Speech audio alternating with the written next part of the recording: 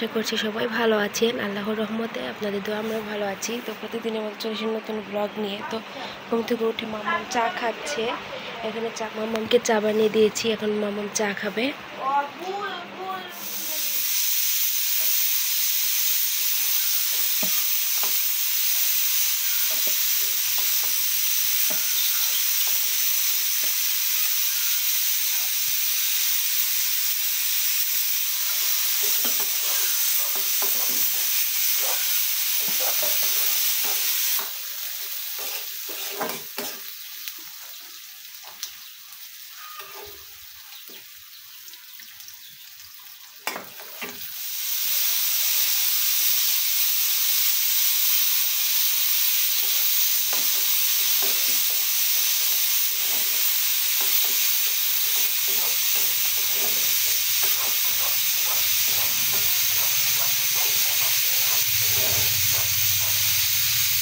এখানে আমি হলো মাছ ভুনা করছি, এখানে পেঁয়াজ কাটা ভেজে নিচ্ছি, আর এদিকে ডাউল উঠিয়ে দিয়েছি, ডাউল রান্না করব।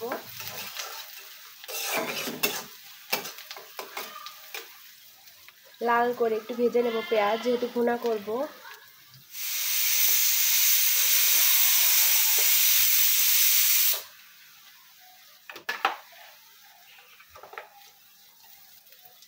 দিয়ে দিলাম আদা রসুনের পেস্ট, দিয়ে একটু কষিয়ে নেব।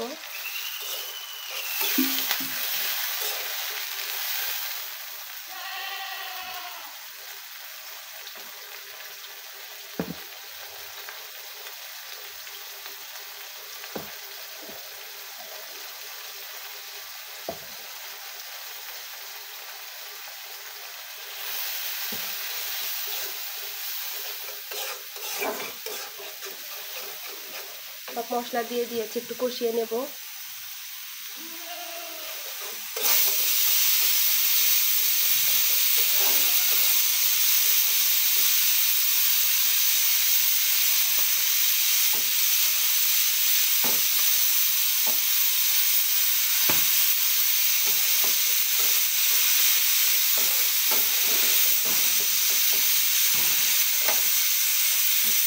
এর মধ্যে দিয়ে দিলাম ফ্রোজেন করা টমেটো, আমি আগে থেকে ফ্রোজেন করে রেখেছিলাম, সেটাই দিয়ে দিলাম।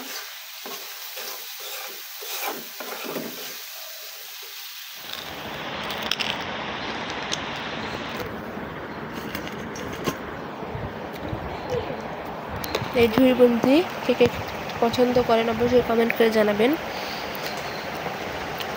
এগুলো কারা কারা খান, এগুলো কিন্তু অনেক মজা। তো এগুলো হচ্ছে আমাদের গাছের আম, আমরা ফার্স্ট একটা গাছ লাগিয়েছিলাম, আপনাদের ভাইয়া কিছুদিন আগেই গাছ লাগিয়েছিল।